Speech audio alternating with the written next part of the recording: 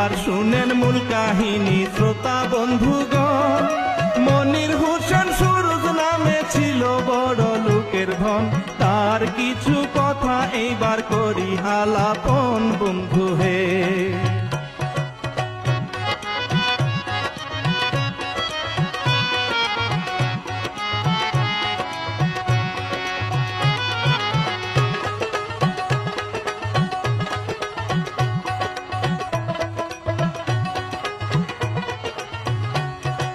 বাংলাদেশের বড় ডাক্তার মেহেরুন্নেসা, স্বামী তাহার আবুল কাশেম ধানমন্ডিতে বাসা।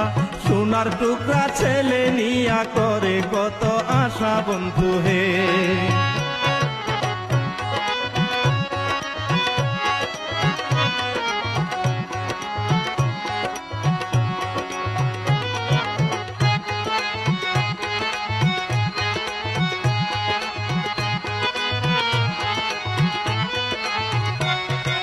স্বামী স্ত্রী দুইজন মিলে সুখে দিন কাটায়, টাকা পয়সা ধন দৌলত কোনো অভাব নাই। মনির হোসেন সুরজকে স্কুলে পাঠায় মা।